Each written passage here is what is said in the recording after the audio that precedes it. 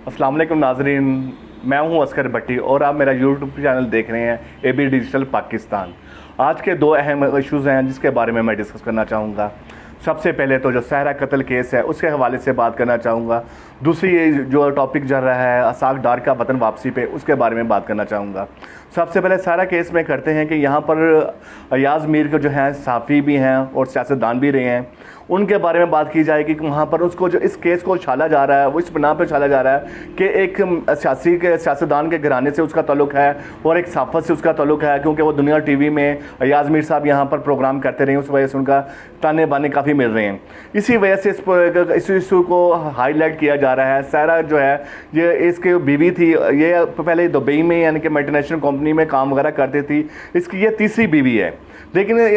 शाहनवाज जो है उसके ने यानी कि ज़राए हमारी ये बताते हैं इसने 2 शादियां पहले की हुई थी, दोनों को डाइवोर्स दी हुई थी, और जो इस्लामाबाद में बन्नी गाला में बंगला है,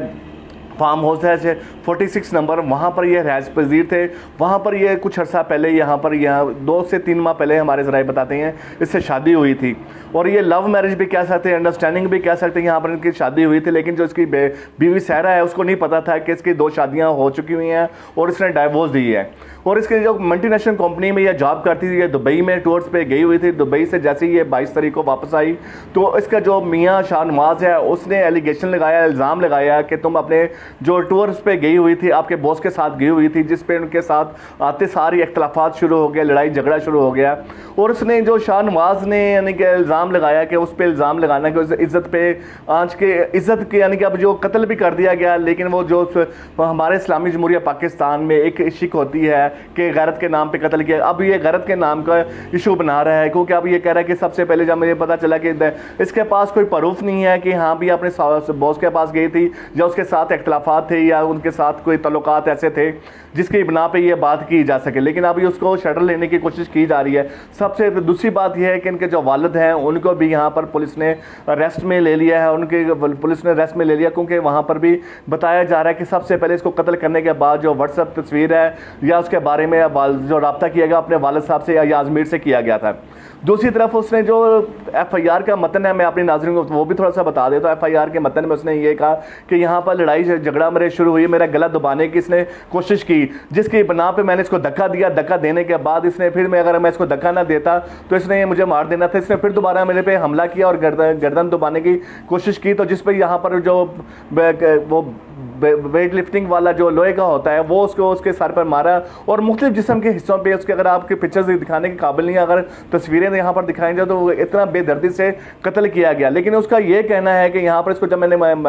डंपर मारने के बाद उसको जब खून निकलना शुरू हो गया तो साथ ही मैं जो बाथरूम में पानी वाला टब था वहाँ पर ले गया कि इसका खून जो बहता है वो साफ़ हो जाए। अब जो मेडिकल रिपोर्ट्स आएगी उस पर पता चलेगा कि पानी से अगर फेफड़ों में पानी आ गया तो फिर तो पता चलेगा कि पानी की वजह से इसकी मौत वाक़ई हुई है या डंपर की वजह से मौत वाक़ई हुई है। दूसरी तरफ जो है उनके जो वालिद साहब अयाज मीर हैं उनको भी गिरफ्तार किया गया है, उनको भी अब आज के जिस इस्लामाबाद की कोर्ट में पेश किया गया रिमांड के लिए, वहाँ पर शामिल तफ्तीश किया जा रहा है। अब देखना यह है कि इस केस का क्या रुख लेता है, कि नूर मुकद्दम केस में भी यह सूरत हाल थी कि वहाँ पर भी ये इसको हाईलाइट किया गया था तो उनको इंसाफ मिल गया था। अब देखना ये दरिंदा शख्स को इंसाफ मिलता है कि नहीं मिलता यहाँ, क्योंकि हमारी जो दूसरी दीगर जमातें होती हैं तो वह साथ ही उसको इशूज़ पार्टी बेस पे भी ले जाती हैं। लेकिन इस्लामी जमहूरिया पाकिस्तान एक आज़ाद मुल्क है, यहाँ पर किसी के दबाव में नहीं आता कि उन्होंने अपना रास्ता खुद देखता है। दूसरी तरफ मैं ये भी बताना चाहता हूँ कि एक वक्त का जो कल को कहते इश्तिहारी है बगोड़ा है, आज वो उसके यानी कि डेट भी दे दी है वहाँ पर पाकिस्तान में आना। असाक डार जो साबिक़ वज़ीर ख़जाना भी हैं वहाँ पर उन्होंने कह दिया कि मैं मंगल वाले दिन यहाँ पर पाकिस्तान में आऊँगा और वहाँ पर हल्फ बर्दारी की तकरीब भी होगी। अब देखना ये है कि पाकिस्तान के अंदर अशरफिया क्या करती हैं, वहाँ पर डकैतियाँ मारती हैं, चोरियाँ करती हैं, दूसरे ममालिक में जाती हैं। हमारे ज़रा ये भी बताते हैं अगर इसको गिरफ्तार भी किया गया 12 से 24 घंटे के बाद कि इसको रिलीज़ करके, पहली बात तो यह है हुकूमत भी इनकी है, इनको कुछ भी नहीं होना, कुछ भी नहीं किया जाएगा। जैसे आपको पता होगा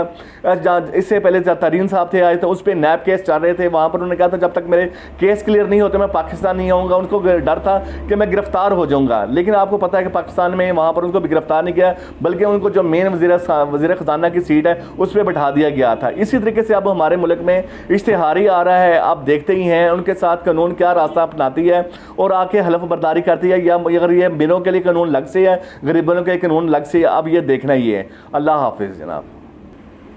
मैं अपने नाज़रीन से ये भी कहूँगा कि मेरे चैनल को सब्सक्राइब करें, लाइक करें और फॉलो करें ताकि मेरा हौसला बढ़ता रहे और नए मौजू के साथ दोबारा हाज़िर होंगे। अस्सलाम वालेकुम।